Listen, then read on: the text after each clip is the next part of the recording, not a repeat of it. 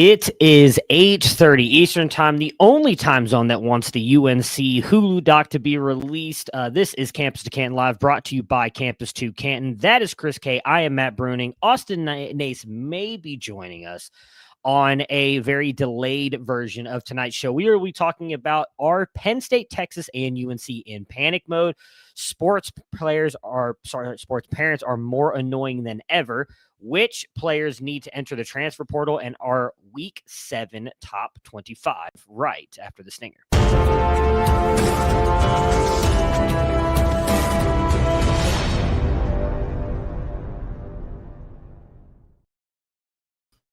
So, Chris, I just got a chance to listen to last week's C2C live episode earlier this morning. I'm a little bit behind on catching up on all of my shows. We talked, or you and Austin talked a little bit about an upset that happened last week. We got two big ones this week, and I want to start with the Penn State one. It's probably a good thing that Austin's not here, being a Pitt fan. He loves to dunk on Penn State every chance that he gets.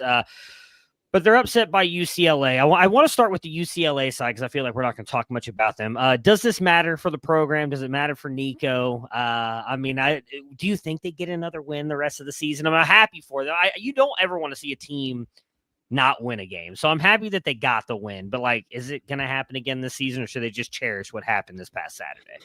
I think you got to cherish it.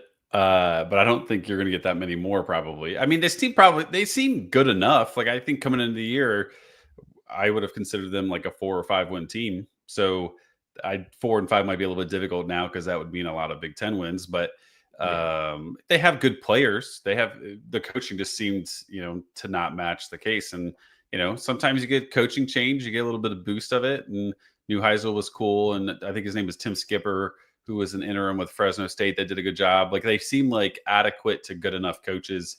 But largely, I don't think it was really going to matter much in the grand scheme of things.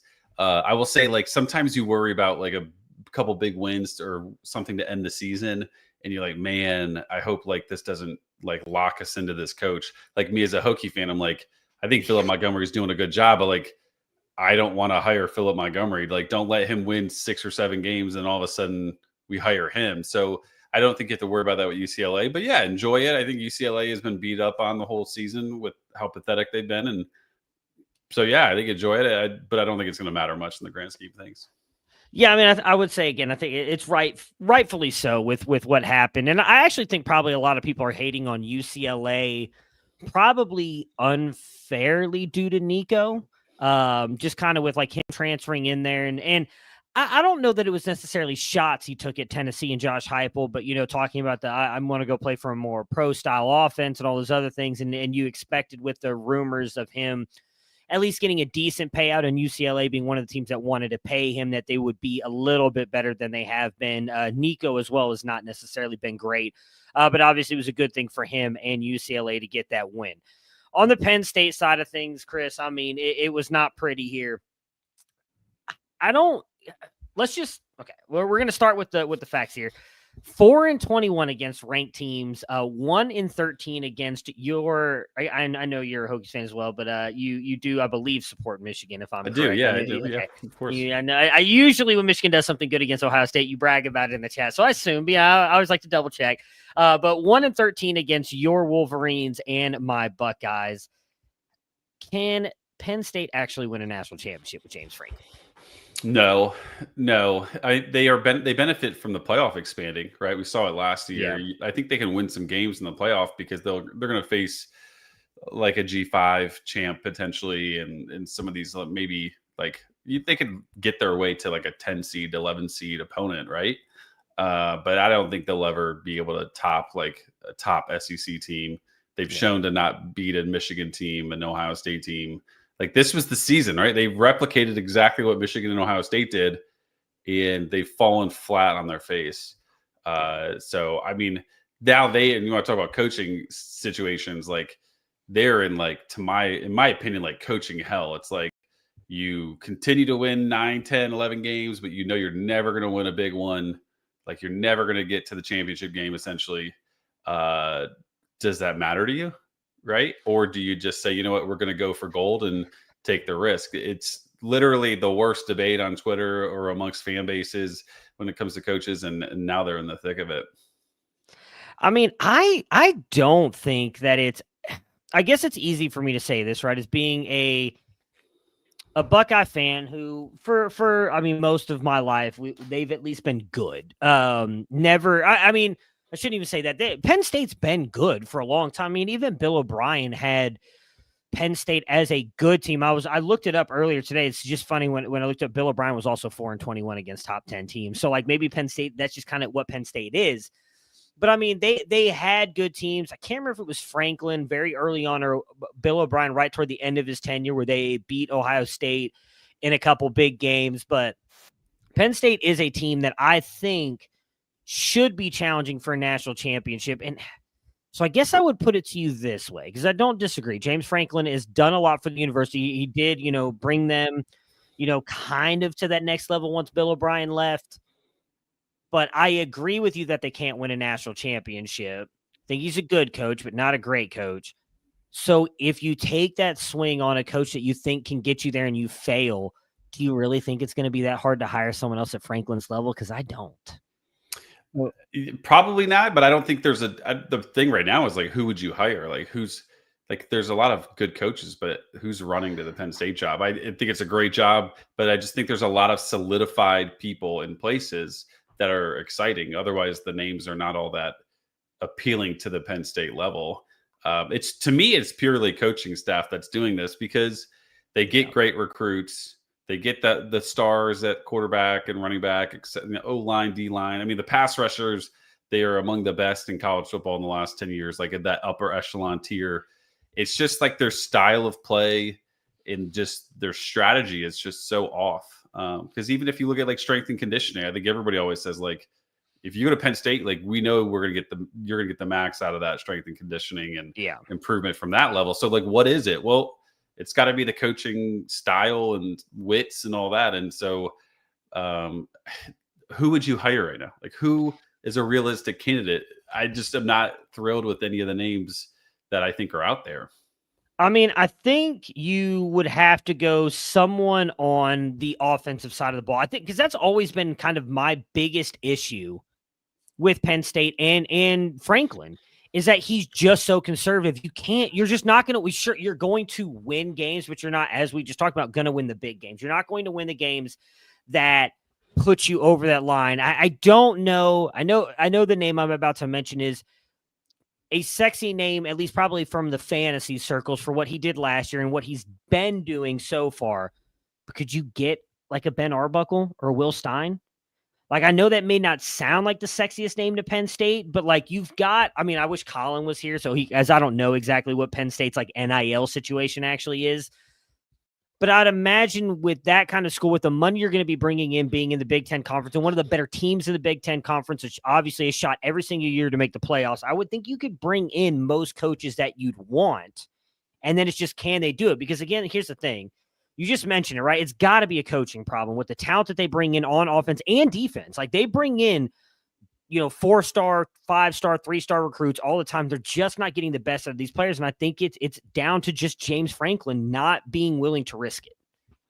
Yeah. I mean, the Arbuckle and Stein names are interesting, but you just wonder how quick of a move would that be to like a program like a Penn State. And I think those are the names you'd want to go for, but I don't know. That's a hard question to your couple of minutes back. It's like, okay, like how much damage could be done if you hire Ben Arbuckle and he's awful? Like, what is 3 years of awful Ben Arbuckle do to your program?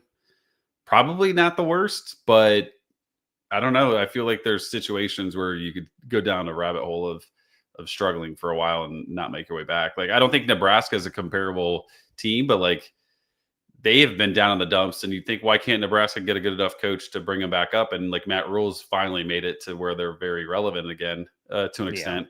But like it took them a while, and they were down for a long time based off bad coaches and just poor recruiting and things like that. So you wonder, I don't know, but it's hard place.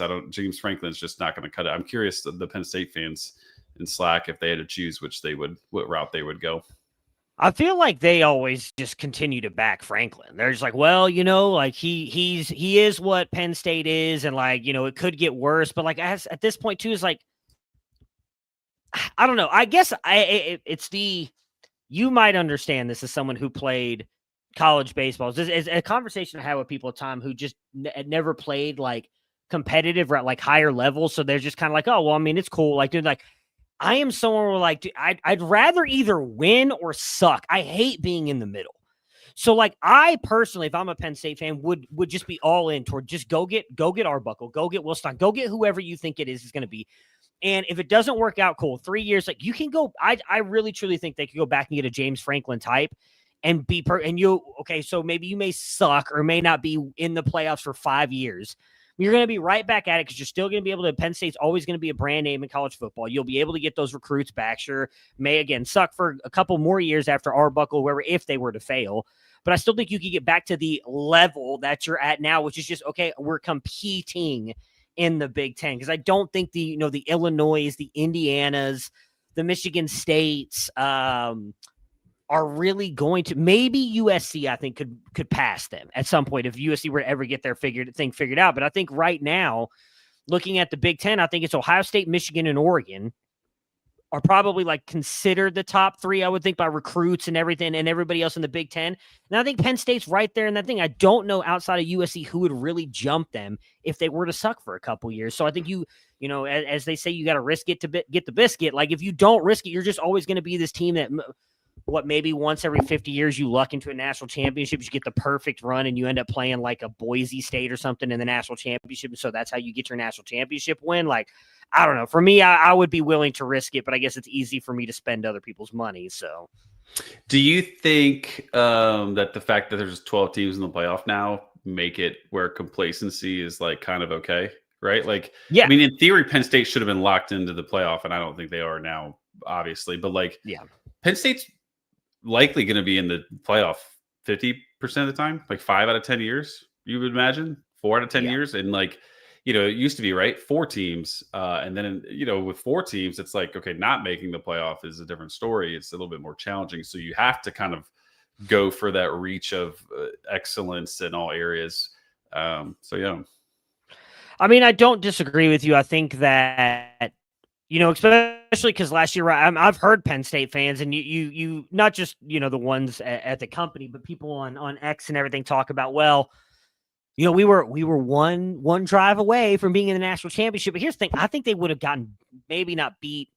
Maybe it'd have been a closer game. Although with the way Ohio State's defense was playing, I think they would have gotten after Drew Allar more than Notre Dame's did. Like I just don't think it would have been that close of a game. So cool. You made it to the national championship and you lost to Ohio State. Like, I just don't get that argument. Like, there's always a team that's going to make it to the national championship and lose. I would think you'd aspire to be the team that's winning it. And clearly Franklin has shown not only that Franklin has shown you can't even get there. He can't even get past those games. Like, what was the biggest game he won in the playoffs? The Boise State game? Cool.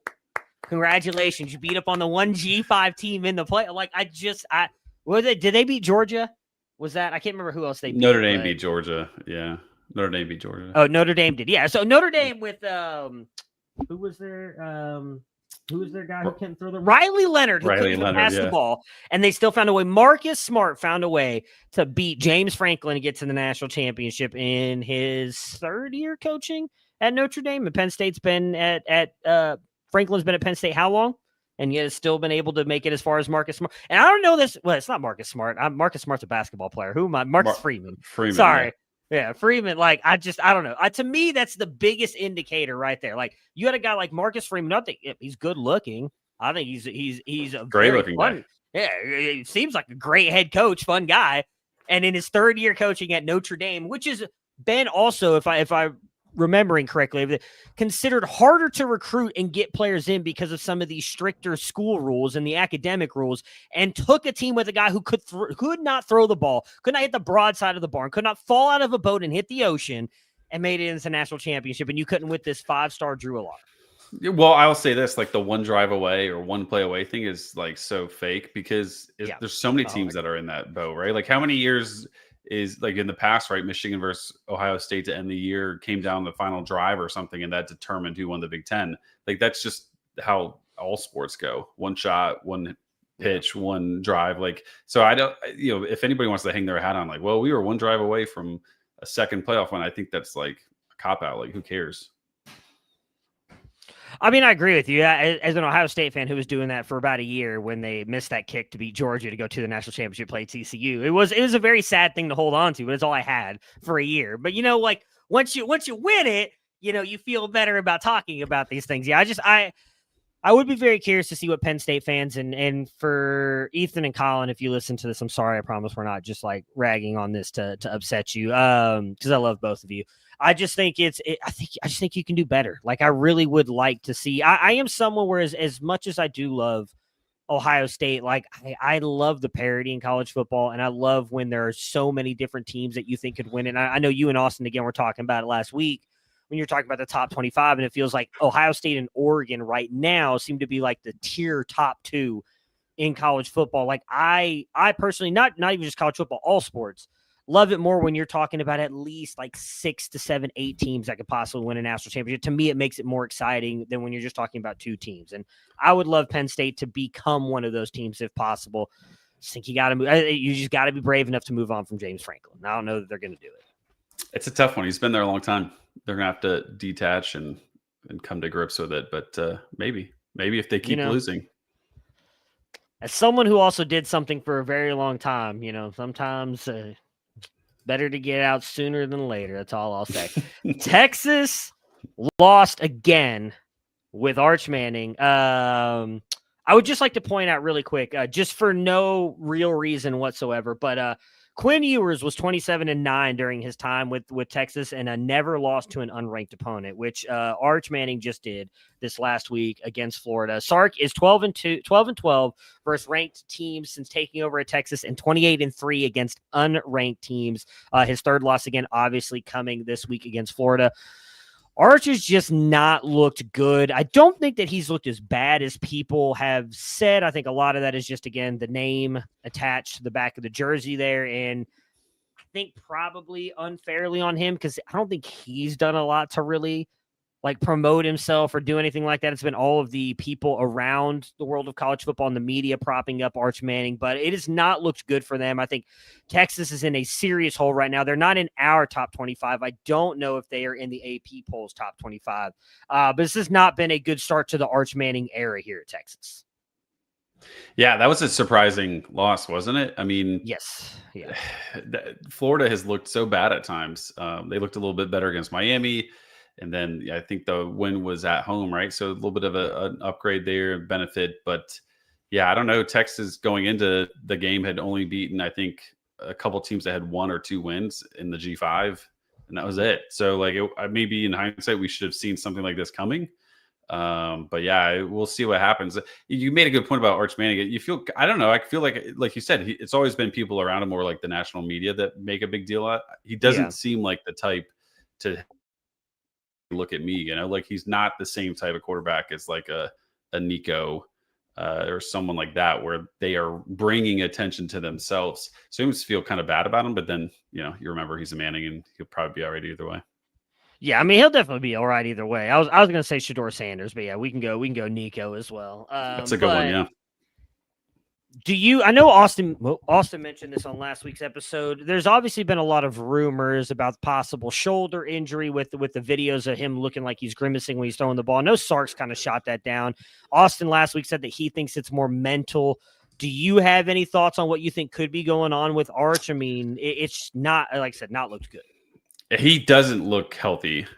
I mean, but it's like that really funny little clip from that bad sports show where the guy is like talking to a girl and throwing a football and doesn't even look natural at all. Oh yeah, like, it looks bad. But sometimes you grimace. I don't know. It was shot down, but I'm not going to trust Sarkisian on that because people all the time say somebody's healthy and they're not.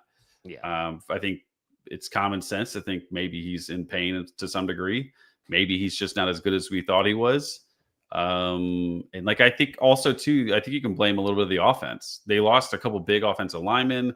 They replaced a couple of receivers. They're been unhealthy at receiver and running back. Like everybody's been hurt. It feels like in the skill room, like is there a level of chemistry and gelling and things like that? Like maybe that has to play a little bit into it. And maybe it's just the fact of all this has happened in the first half of the season. And they're going through growing pains on top of a little bit of an injury. And it's just compounded into 2 big losses.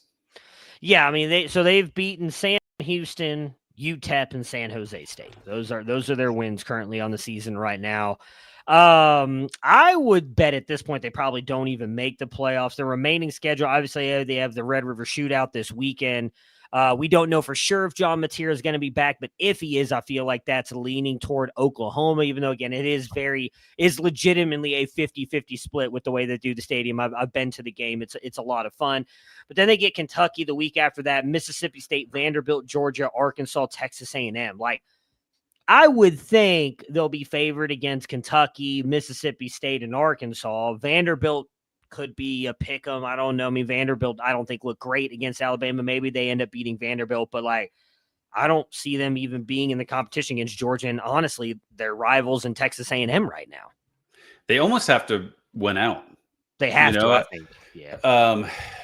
If they win out, obviously they have some really big wins, and I would imagine they're in the SEC. They're in the SEC championship with one loss in that scenario. But like, if you lose, you're in trouble. And you have two really big games against Georgia and A&M at the end that could hurt you. I think Vandy, they didn't look the best, but that game was still within a touchdown until that late bad beat cover by Bama. And then I think like Arkansas, I don't think Arkansas is great, but second half of the season, Arkansas, like it wouldn't shock me, right? Florida just beat them. Like DJ Lagway just beat them doing with how poor he's played. Like what's to say Taylor Green can't create a little bit of magic? So I think they have a very challenging schedule that if I had to bet it, I would 100% bet they won't make the playoff. And I would probably say they lose 4 or 5 games. Like I think it could easily get that far. If they end up not making the playoffs and losing 4 or 5 games, do you think Arch entertains leaving, whether that's to the draft or transfer? What weight would he have in the draft? Don't know. I mean, I guess it would come down to how well maybe he plays in some of those losses. I mean, he hasn't played great, but I mean, if you're talking about say somehow, again, we're as the kids say in Delulu land right now, but let's just go down this road for a minute. Let's say that he plays very well against Georgia, Texas A&M, Kentucky, or whoever, Arkansas. They lose those games, but like he's, upward 70% completion percentage, over 300 yards, 3 touchdowns, maybe 1 or 2 interceptions overall in those 3 games. Plays well. All of a sudden, it's like you realize, hey, well, Arch is playing great. It's not really him; it's the supporting cast around him. Do you think he comes back and tries to, do it one more year? I could see transfer happen. I mean, I think at a certain point, he could just say, you know what, like I need to start fresh. And I don't think anybody would blame him, especially in this day and age. If he ends really, really strongly, he could easily go into the draft, I think, just because of the name plus 4 great games at the end against some good competition. Like it could happen. Probably wouldn't be the best for him long term. I would imagine like if you want to find the best Arch Manning, it's him playing another season of college football. Him going into NFL with like 14 career starts is probably not a good thing, especially considering he's looked so average to bad in at least 3 or 4 of those. So I think a portal would make a lot of sense. Hey, let's wipe our hands clean. Let's just start fresh. Let's go somewhere new. That's a lot of pressure on a kid to go to Texas with the Manning name. So maybe he could go to Tennessee. They'll need a quarterback next year, won't they? That's where everybody avoid the name. Right now, if you had to bet, I'm not good with the odds stuff. What kind of odds would you be willing to take that he ends up being a first-round draft pick? I mean, I would say he's like a heavy favorite to be to first round, just because of the name and there's a little, obviously the pedigree's there, and obviously there is talent there. I mean, he hasn't even started 12 games in his career. Are we that shocked that he's looked average in many of those games? Like, so you give him a little bit of grace. I would have no issue saying a heavy favorite to be a first round pick. Yeah, I don't remember what we put in his freshman profile. I know that there's been kind of a lot of people making fun of the competition he played in high school recently on X. And we talked about that in our write-up of him, was like, hey, this is something where, again, he's not playing the greatest competition. It could take him a little bit of time to get going at the college football level. Again, I think maybe people seeing what, I'm obviously, as someone who was a fan of Quinn Ewers, I heard about this all the time. Why isn't Arch starting? Arch is better than Quinn, so on and so forth. And I think that probably also didn't help, build up the hype, especially for Texas fans, knowing coming in the year, hey, we finally got Arch. He's our dude. We're going to win a national championship. I'm pretty sure they were the number one ranked team going into that game against Ohio State, if I'm remembering correctly. So there was definitely a lot of hype and expectation put on him on the Texas program. It has not gone well. But again, I don't really disagree with what you said earlier. And I think that's something a lot of people are overlooking is like, there's been a lot of transition on the offensive side of the ball for this team. And in my opinion, they don't really have that dude at wide receiver that they've had for the past couple years. Even last year, Isaiah Bond and Matthew Golden, neither one of them were like spectacular from the college football perspective. Both of them were very good. And I think you could argue both of them were better than any of the wide receivers they currently have on their roster. You go back before that with, his name is just jumped out of my head. Plays for the Chiefs now. Xavier Worthy. Yeah. They had Xavier Worthy. Like they've had good weapons. And obviously the tight end, Gunnar Helm as well was really good for those 2 years with Ewers as well. Like, they've had the weapons, and I don't feel like that Arch has that now, and I do think that matters. So it'll be interesting to see what he does the rest of the season. I don't know if he'll end up transferring out, if he'll end up staying. I would say I would lean toward he should still obviously come back, but then also stay despite even if he plays well toward the end of the season. I also just am a big fan of Sark. I think he is one of the best offensive minds in the game, despite his overall record right now at Texas against top ranked teams. I still think he's one of the better coaches, and I think he could still learn a lot from Sark, but it's not been a great start to his Longhorns career. But I mean, if he comes back next year and they end up winning a national championship, will anybody really care about this year? No. I mean, sometimes it just takes time to grow into like your talents, right? Like Dante Moore went from, man, this is like pretty bad at UCLA to, he's transferring to sit. And now I think a lot of people consider him a potential first-round pick, right? Like just with how he's played, and he looks like a completely new quarterback. Not saying that Arch needs to sit, but like just another year of seasoning, he could look so much better just because that's just how the world works. Not everybody is just an incredible superstar from week one, like Jeremiah Smith or some of these other freshmen that have popped on the scene, like Ryan Williams, right? Like sometimes it just takes a little bit longer.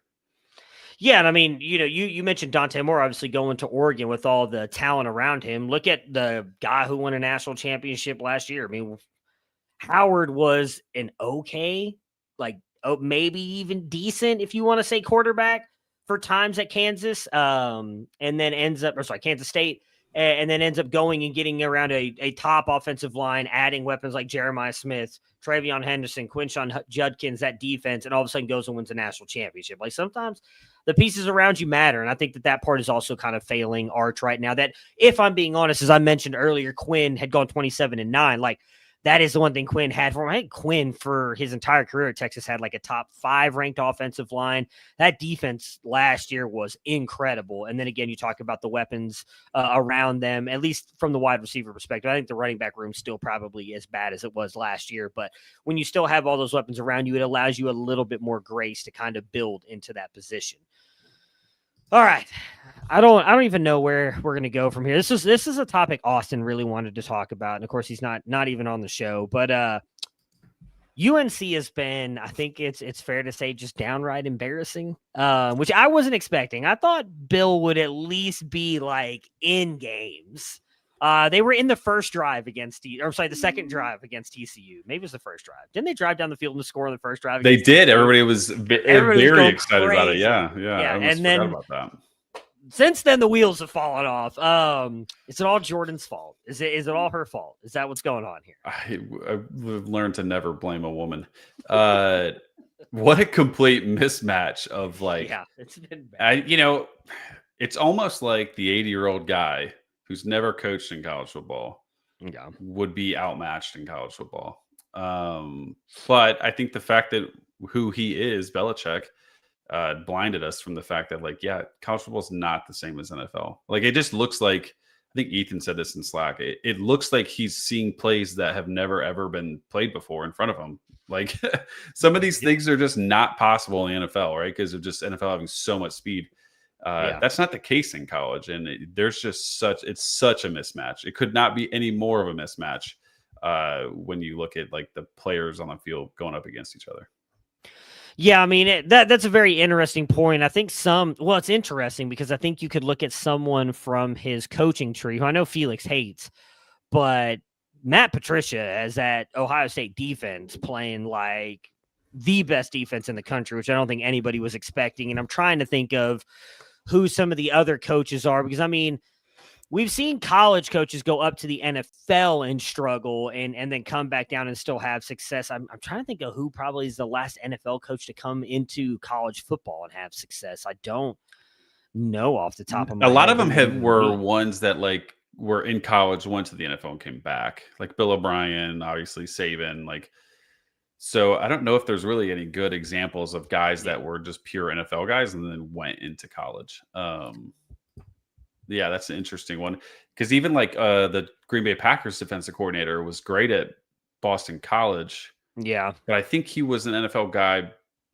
Well, I think he might be a good example. He was successful at BC. It starts with an H. I forget his name, but so maybe he's an example. But again, it's like BC. It's a little bit different of a. I guess it's not that much different of a situation than UNC. They're both like not at this point. Middle to low tier ACC teams. So I don't know. It's not common though. So the only one that I can think of, but I'm going to be honest, I can't remember if he started out in the NFL or college, but he succeeded at both, and I believe won a national championship and a Super Bowl. That's Pete Carroll. But I don't remember where he started, if I'm being honest. That's a good question. But I know, obviously, he won a championship at USC, and I know he won at least one Super Bowl with Seattle. But yeah, that's the only one I can think of. So I was thinking of Jeff Hafley, and he kind of a unique scenario. He was an assistant in college. Oh, yeah. And then he was at Ohio State for a year too. Yeah, before he went to Boston College, I believe. Yeah, so a little bit different there. But Pete Carroll started in college as like a secondary coordinator. It says Ohio State, Iowa State, went up to the NFL for a while, became a head coach, then went down to the college ranks. Interesting. Ohio State, and then back up. We're just producing coaching tree. It's that state of Ohio, right? The state of Ohio has just insane coaching trees. You would think so. I don't know. I've been told by the kids that Ohio means you're lame or you suck. So I don't know. The word Ohio just means you're a loser now. So, it is what it is. Martin has a couple questions on the UNC debacle. Martin, we'll answer those in just a second. Do you think Bill Belichick makes it through the year?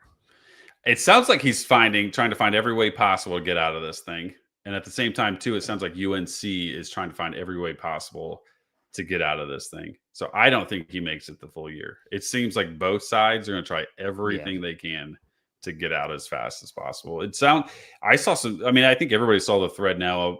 Maybe you have or haven't, but it's basic. Oh, it's very interesting. It's basically like he's looking at finding ways to get out of his contract, and that could be like another coaching gig or like a media gig, and it would change how the buyout works. And like, I guess one of the defensive assistants was quoted as saying like, what we've done to these kids is effed up. Like, I'm like, what could they have done? I mean, I guess it was just like a sideshow rodeo, right? But like, besides that, was there anything else? Like, what really is going on in there? Yeah, I mean, I have read the reports about like how like just bad the culture is there right now and everything. I mean, obviously, I don't know like what exactly he's doing there for that. I mean, you can't. We've seen that before from head coaches, right? That come from the NFL, where again you can kind of treat. Well, at least back in the day, I think everything's changing now with how you can treat players and people for probably the better. Overall, I grew up in this is a good coaching week.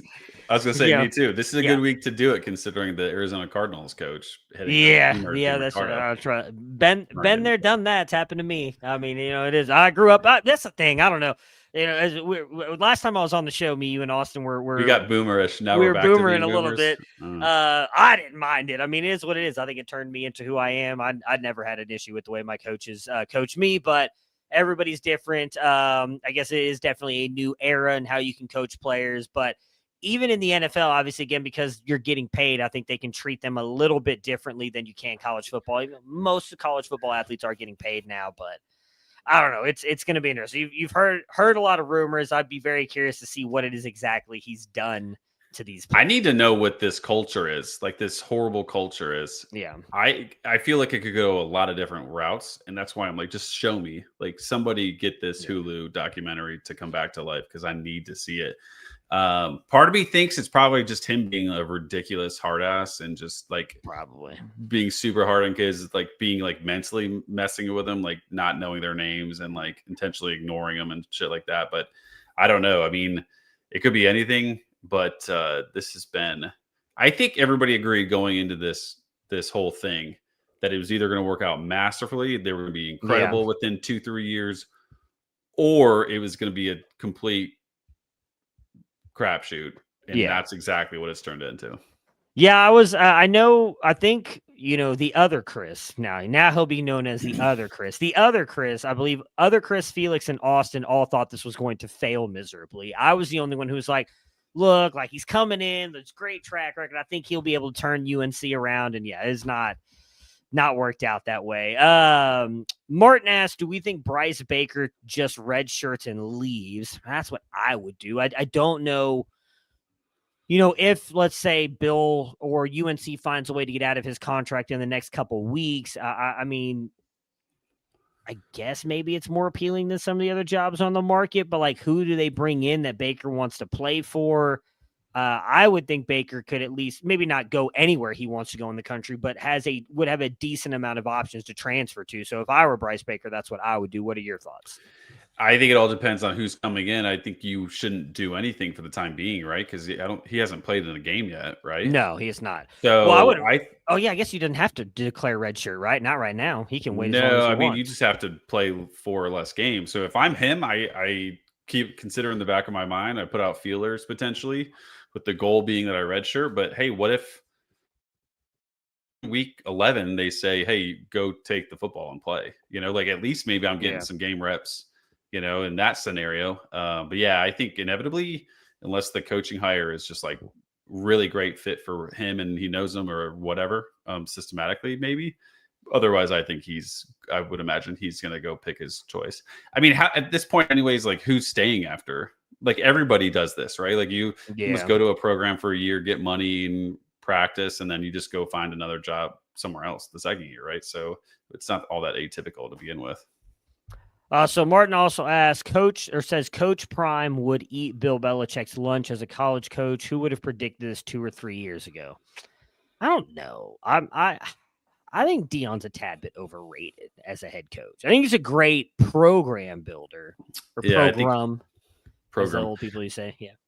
I think what a change in how people, I think, perceive Deion, just maybe like on a personal level, with all the stuff he's going through with his health, and realizing that, like, man, like we kind of were a dick to this guy, and he's going through all these things and doing it with the college football program that he's turned around to be pretty decent. So yeah, I think he's better program builder for sure than actual coach. But like, as we see with UNC, it's not the easiest to do that, right? So you should give some props to him. Yeah, I mean, I would definitely, if you're telling me I had to choose between the two, I'm taking Prime. I think obviously, just as, like I said, I would classify him more as a program builder than a college coach, because I don't know that he's done even where was he at? Was it Jacksonville State? Jackson State beforehand? Like, I don't remember that. I don't think he was calling plays or anything like that. I think he's made very smart hires, which again, I think just speaks to who he is as again, if you want to call it college coach, fine, program builders. They've been decent at getting players out of the portal. He's landed a couple decent recruits here and there. So, I mean, like, overall, yes, I would take him over Bill Belichick. But I think, like, saying he would eat, maybe he would eat Bill Belichick. Belichick, it's just been bad. It's pretty bad. I mean, how do you, I don't think it could get any worse than it is, right? I think Deion's been great with the portal, but he's almost like great in certain areas of the portal and not other areas. So that maybe is what hurts him a little bit from taking it to another level. But like, I think Colorado fans are quite happy about how things have shaken out. I mean, I know it was only Richmond and Charlotte, but they have won at least 2 games. They're not going to be, what was it? Was it Kent State lost? How many games did Kent State lose before they recently won? Was it Kent State? I mean, they've lost a bunch of games. I mean, I think they went 1-11 or 0-12 last year, right? So it was 0-12. Yeah, I think they finally won this last year or whatever. So I mean, at least they've won a game. But it's look, I will give Prime a lot of credit on that. And I'm sure any Colorado fan would say, they would take him in a heartbeat again with what he's been able to do and kind of returning that program to what it is. So thought it would work out a little bit better for Belichick. It has not. All right, Chris, I want to play a little game here with, I tried to pull players that were fairly close together in our rankings. Now it's a lot more quarterbacks than anything else. We do have some running backs on here. Wasn't able to do any wide receivers that I thought would be really interesting. These are players who are either struggling right now, or I would say have a reason to either transfer or stay at their school. And you have to pick one. You cannot say, I'm a college coach and I get to choose one of these two. Yes, they're both entering the portal. No, I changed. Because we always talk about this C2C consulting service. Austin has finally shelled out. He stopped, keeping all the money in the coffers there. He shelled out. I said, Chris K, I'm looking at you. All right. You know college football. You know these players. You know these coaches, these systems. You know what would be a good fit. You're our lead consultant. In walks the door, DJ Lagway and Arch Manning. And they're like, Chris, what should I do? And you got to tell one of them to transfer, and one of them's got to stay. You got to pick I would keep Arch Manning. I mean, we talked about it a little bit earlier. I just have never been impressed with college version of DJ Lagway. Mm-hmm. And you want to talk about being hurt? He's hurt way more than Arch somehow. And I would keep Arch. I think to me, Arch has shown just as much, if not way more, and been healthier. The only problem there is he's less eligibility, but I don't think that's really a concern when you talk about star quarterbacks. So you think Lagway should enter the transfer portal? Yeah, I do. Yeah. Do you have a spot you think he should go to? I'm so bad at these. I don't have any place in mind. I would say go to an offensive forward-thinking coach. Don't go to like Billy Napier, who's not an offensive style coach. Like, don't go to Venables I guess Oklahoma works because of the OC now, but don't go to Penn State where they can't throw a football, right? Like, don't go to Michigan. Just be wise and go to a team that threw for 250 yards or better this year. How about that? Like, it shouldn't be that hard. There's so Martin says Lagway to Miami. It's possible. Miami's been in the portal the past couple years. If I were Lagway, he thrived in high school as a guy who was used in both facets of the game, not just passing the ball, but running the ball. And there's a school in the state that he came from that has an offensive coordinator that does that likely could be losing their quarterback after this year, maybe not. If Marcel Reed leaves, DJ Lagway head on down to the Texas A&M Aggies. Go back home. We've seen that I always mix up. Is it Klein? Klein is the one in Texas A&M. Kleinman is the one still the head coach. I always mix those two up. It always confused me. We saw what he was able to do with those quarterbacks who were able to run the ball and throw it. I think Lagway would be a great fit there. I don't disagree with Martin either on Miami. They've obviously been a team that's gone after players in the portal, specifically quarterbacks, but I mean, I don't know. I would, if they were to bring in Lagway, I would be very hesitant to believe that Miami would be contending at least the way they have with Cam Ward and Carson Beck, who is a player I probably have not given enough credit to this year. That has looked pretty good outside of that first game. Yeah, by the way, it doesn't help that Colin Klein went to Kansas State. He was like their star. Oh, yeah. Many years ago. So that doesn't help with you mixing up the and he was one of those cool, like, iconic 2010s quarterbacks. Yeah. All right. Next up, these two quarterbacks are walking in the office. One of them's got to stay. One of them's got to enter the transfer portal. Lenora Sellers and Aiden Childs. Sellers, without a doubt. Childs enters the portal. I want him. I want Sellers. Childs, you can go kick rocks. There's no part of me wants Childs. In his defense, he has done what I just told Lagway not to do, which is go to an offense that seemingly is an awful fit. Like, I have this uber athletic quarterback that is very raw. I should put him under center and turn his back to the defense. Yeah. This is college football. Like, we're not trying to build guys for the NFL anymore. Like, we're trying to win games. And Well, that's a horrible system for him. so if they're your clients, what would you? So would you tell sellers to enter the transfer portal then? If you were a client, if sellers was a client, I would if they were C2C, clients, I would tell yes, Childs to run as fast as humanly possible. And I would tell sellers it's up to him. I think it would be beneficial to go somewhere new. I need to see some shift in what they're doing offensively. He has actually surprised me as a passer. Like he sellers, was way better in the second half of last season. Raw, just basic stats tell me that he's still a decent to solid passer this year. But the way that they're running him, which is a large part of his game, is just very surprising. Like he's been not dynamic at all. Like he might as well just not even run. That's just how poor it's been. And it's with his raw skill set, it has to be system, offensive line, style of play. Like it just cannot be that the 6'5", 240 grown man that can run well is just a bad runner. That's just not it. So I would advise both to transfer. All those sellers, I would say, hey, be a little bit mindful of what your team does the rest of the way. Yeah, I mean, if I had to choose one of them to tell to go to the portal, it would probably be sellers. As much as I love Aiden Childs, I think sellers has the by far better tool set and better chance to get to the NFL. And I think if you could go to Martin mentioned Miami, and if you were able to go there with what they've been able to do quarterbacks the past couple of years, or like, even though I think Lincoln Riley's been a tad bit overrated, somewhere like a USC where they would use him the right way and kind of amplify his skill set, I think would help boost his draft projections more than what he's been doing at South Carolina. I think some of that, which, Chris Moxley, big SC fan, has talked about, he thinks a lot of it is the offensive coordinator. I would advise him to go to the portal over Childs. Next up, two quarterbacks who just entered, and Martin will answer that one too. I'm going to do two sets of freshman quarterbacks, and then we got to get to our top 25 because we talked a little bit too long about Jordan and Bill Belichick today. Jackson Arnold or Nico, who both just recently transferred, and neither one of them really finding the success that they thought they were going to find.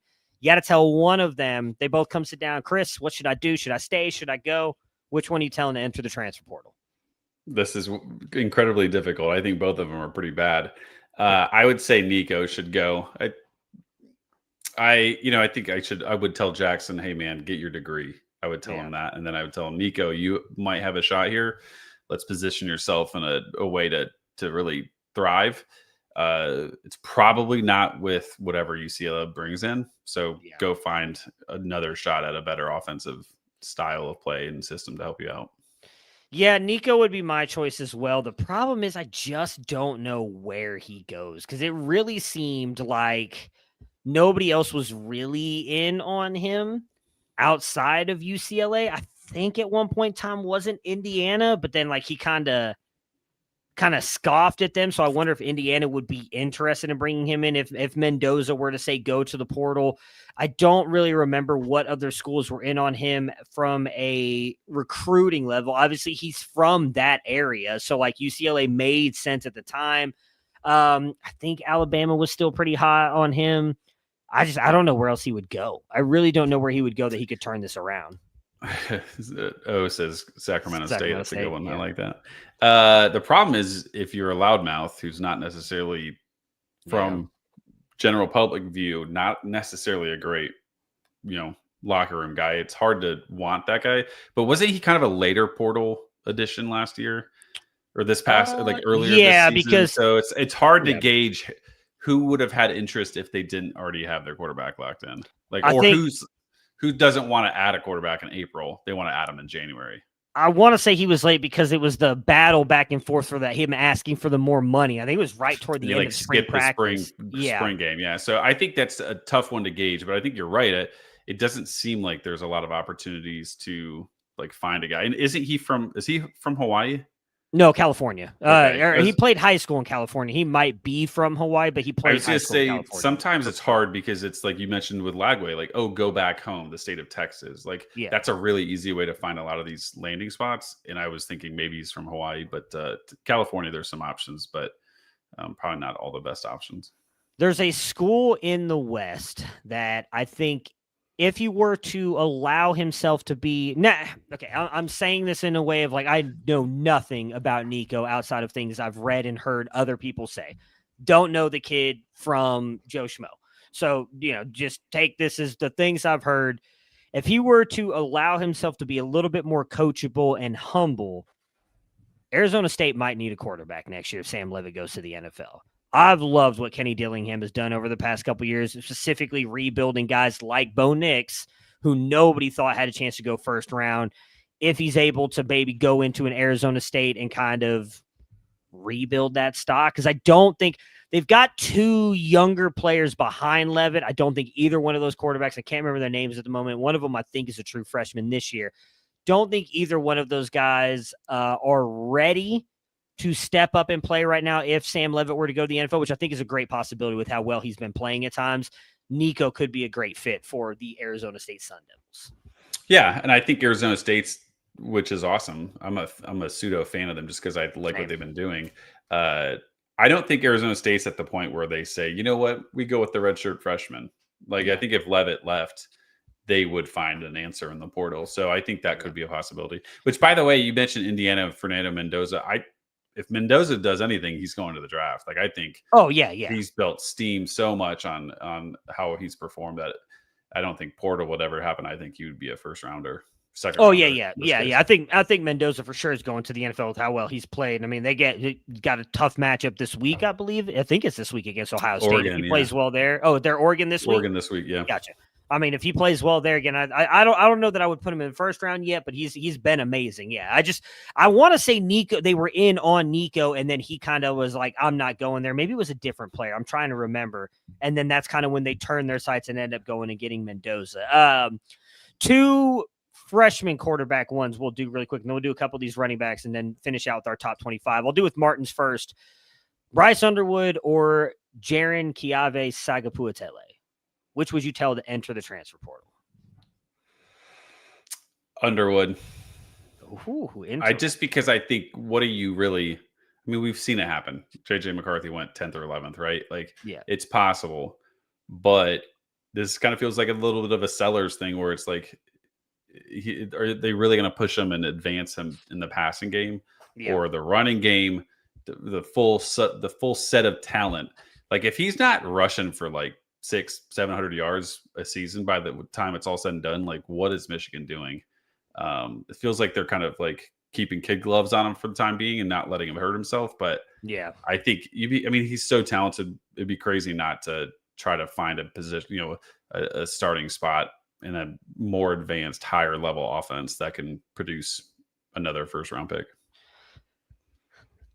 I don't know. It's so hard because, like, I think if I had to, I'd probably tell both of them. Although I did try to make an argument a couple weeks ago for JKS to stay at Cal. And I do think if either one of them were to stay at their schools, I think they both have the talent to get drafted. I think, obviously, Underwood is more talented. At least for me, he's been my highest graded quarterback that I've had since we've started the company.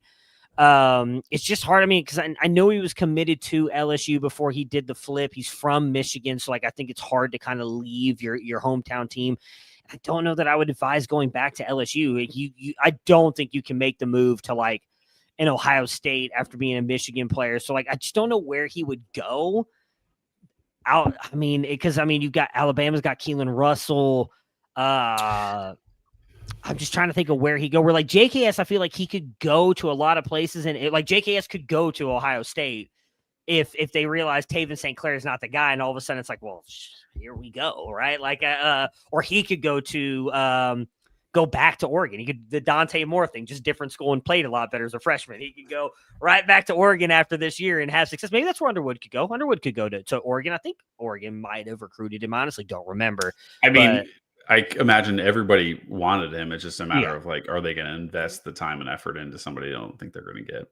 Yeah. So last one, which I guess we kind of already talked about with Bryce Baker, but Bryce Baker or Julian Lewis, who is yet to, I believe, sniff the field for Colorado, who has, again, not necessarily been great this year. Which would you tell to enter the transfer portal?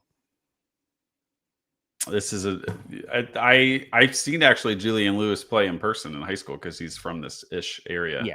I would say Julian Lewis, do you really want to be a part of like kind of that little show that is Colorado? There's no allegiance to them necessarily.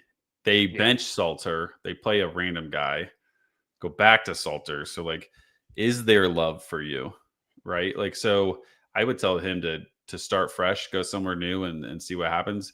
That this is tough because like, at least he has a head coach at Colorado, you know, like at UNC Baker doesn't even have a coach. Well, he might not have a coach when it's all said and done. But if it's, so I don't know. I would say Lewis, but like you kind of mentioned a second ago, like I think both of them would benefit from finding a new spot. I would lean Lewis as well, just because I think he could probably. I mean, right now I would think he'd be the next guy up at Colorado. But the biggest issue I think you're going to find if you're Julian Lewis is, again, you mentioned it. We talked about Dion because of Martin's comments earlier. He's done okay in the portal, but for certain positions, and one of those positions has not been offensive line. It's gotten better, but it's not been a position that he has recruited or gotten out of the portal very well. Julian Lewis, I think, is going to need a very good offensive line to succeed in college football, and I don't know that that's going to be there. He'll have the weapons as long as some of those guys stay there, but Lewis would be the one that I would suggest, because Baker is from the North Carolina area. Like, I believe he grew up maybe 30 minutes from where North Carolina is located.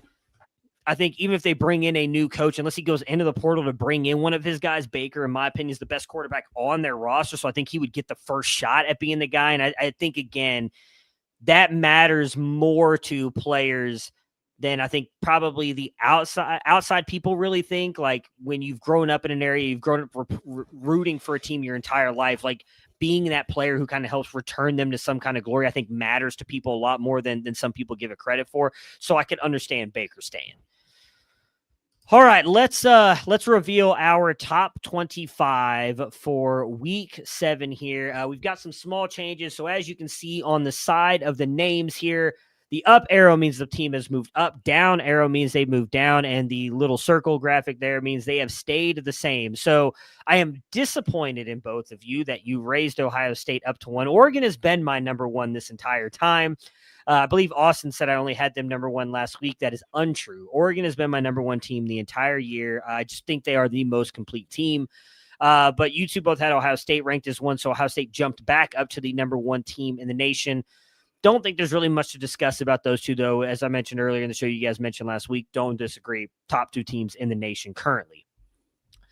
At number 3, we have Miami, 4 Texas A&M, 5 Oklahoma. Where do you think that next kind of group ends, Chris? Where like of the guys who probably are in that tier right behind Oregon and Ohio State? I think in terms of like what we've seen on the field, how we feel about it moving forward, I probably would stop at A&M and Miami. And then I think I would create a giant group here of like OU, Indiana, Texas Tech. Actually, I wouldn't say giant group. It would be a lot of tiers, but I think to me, Miami and A&M have shown to be very good. And then also having the wins. Oklahoma, I guess, is their best win. Michigan, with some injury doubts with Mateer. And then Indiana, it's just, I don't know. It's hard to go all in on Indiana. Yeah. You know, because it's Indiana. I mean, So that they have looked very good in their versus who they've played, but it just feels very tough to be all in on an Indiana team yet. So that's why I kind of lean like Miami and A&M is like above those two definitively. If Mateer comes back and is healthy this week against Texas, I think I would put Oklahoma in that group as well. Because again, I think, I don't disagree with you. Michigan is the best win on their schedule right now. If they beat Texas this week again, I don't know that that's super exciting because of what Texas has done. But Mateer and that team have looked a lot better than I expected them to. So I would put Oklahoma in that tier with you. And then the next tier for me, I'd probably go Indiana through Missouri, maybe, because I don't think that Georgia Tech probably deserves to be in there. But Indiana at 6, you've got Texas Tech at 7, Ole Miss at 8, Alabama at 9, and Georgia at 10. Did you rank Alabama ahead of Georgia? I did, yeah. Just because of the head-to-head win? I ended up doing it too, but I did not feel great about it. I think I subconsciously did that with the head-to-head matchup. I don't know. I feel more encouraged by Alabama's performances than Georgia so far. So I think just even if they hadn't have played, I think I would have voted them above Georgia.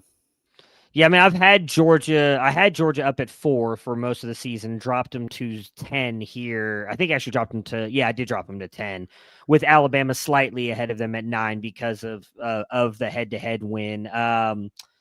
But I don't think that there's much breaking them up. I think Georgia was actually a lot better in the second half of that game than they're getting credit for. I think Ty Simpson and that offense of Alabama just really kind of blitzed Georgia in that first half. Kirby made some great adjustments, probably needs to figure out a way to make those adjustments at the beginning of the game instead of at halftime. At number 11 to 15, we've got Missouri at 11, Georgia Tech at 12, Tennessee at 13, LSU at 14, and BYU at 15. All of those teams moving up.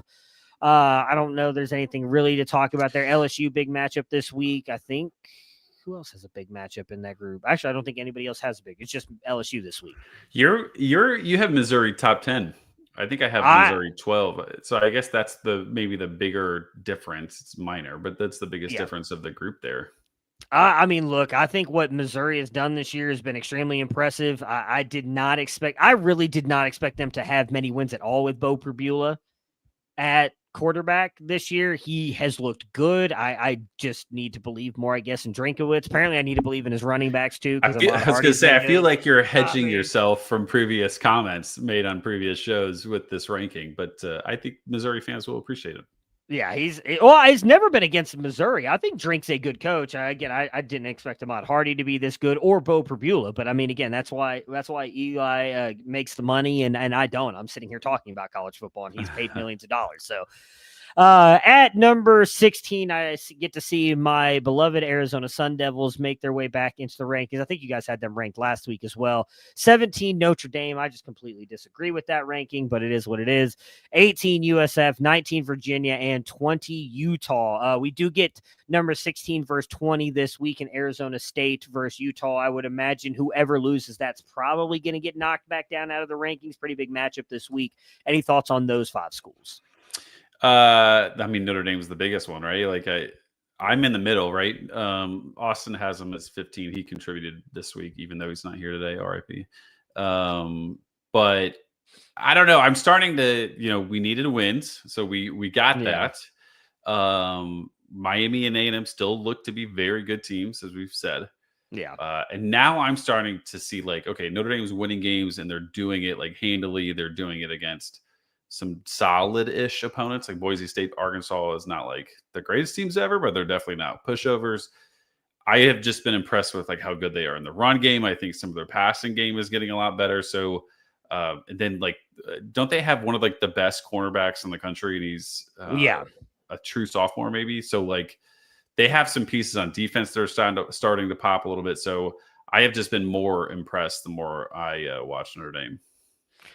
Yeah, they might make their way higher up my rankings in a couple weeks. I want to see what they look like against USC.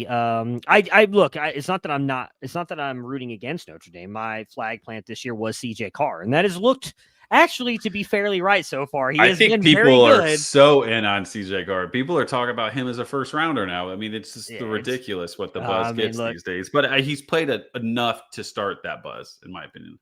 Yeah, I mean, well, I would say a lot of it, I think, is in the argument I made and why you should believe in him is Mike Denbrock. We've seen him do it with lesser quarterbacks. Again, I mean, look, I love Desmond Ridder.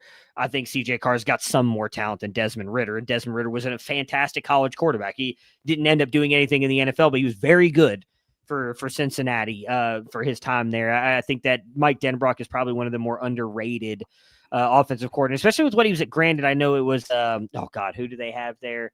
Malik Neighbors and Brian Thomas, right? That's the other LSU receiver with Jaden Daniels. I mean, granted, 3 incredible players, but he was able to get a lot out of them and helped win Jaden Daniels a Heisman, which is not something anybody at Arizona State would have thought was going to happen. So maybe we should give Mike Denbrock a little bit more roses. To finish out this top 25, we have Michigan at 21, Illinois at 22, Memphis at 23, TCU at 24, and Cincinnati at 25. We had a little bit of difference here in the bottom of our rankings. I think what is it? Did me and you both have Austin had Cincinnati ranked too. Okay, I wasn't sure.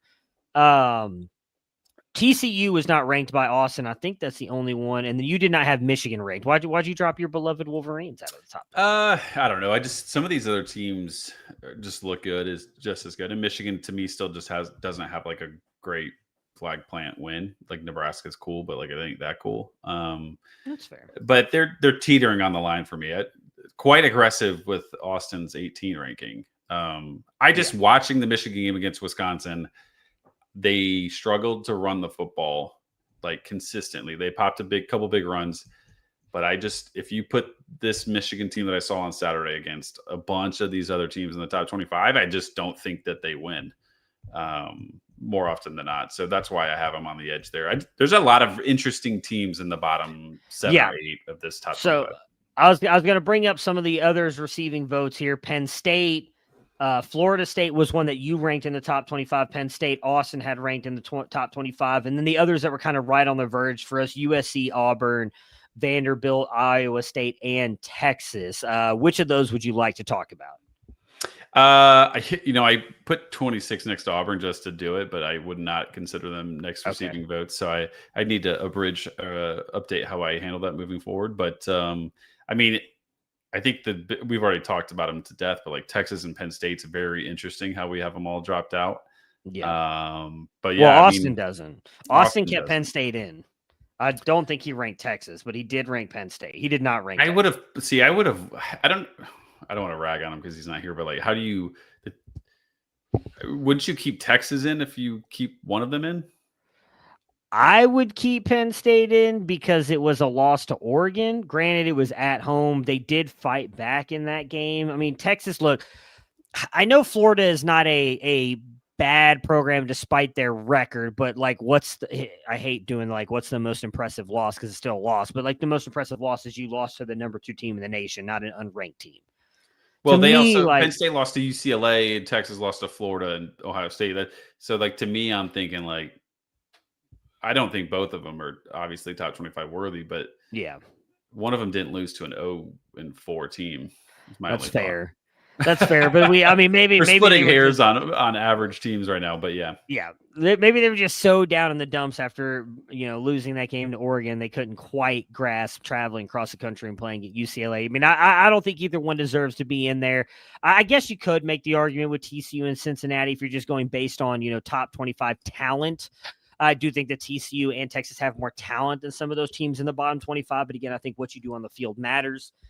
And you can have all the talent in the world, but if you're not winning games, you've got to be moved down. So it'll be interesting to see what happens with them moving forward. I mean, I think if Penn State, I don't know that they win out, but if they are able to win most of the games, they probably sneak their way back into the top 25. I know they have Ohio State in a couple weeks, but what is it? Ohio State and then followed by Indiana the week right after. So that'll be interesting, especially again with Indiana sitting here in the top 6. And probably even if they lose to Oregon, which I would think most people expect them to do, they're not going to drop too much. I think a lot of it will depend on how that game goes. Hey, what was interesting is we all were very quick to bail on Iowa State, weren't we?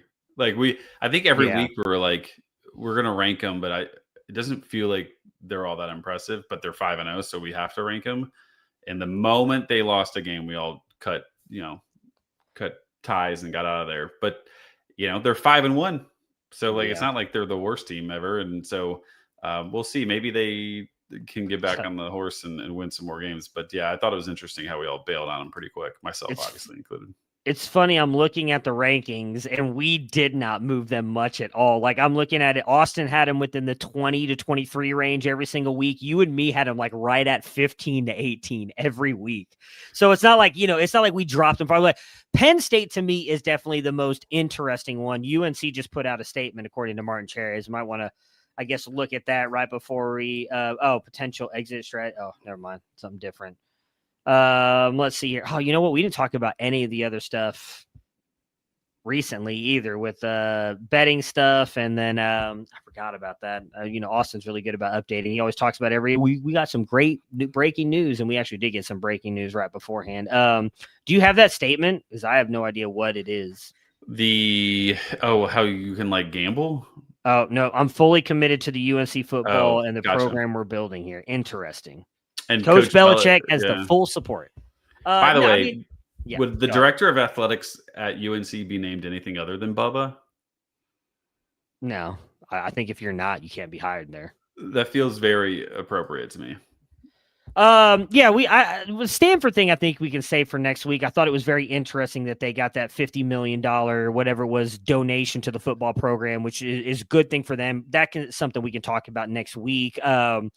Just real quick, because you are part of our main betting content with Ethan there. Check out Balling with My Bestie, which I think usually drops Thursdays. Is that correct? I know Thursday mornings, yeah. So it'll be out in the morning. Yeah.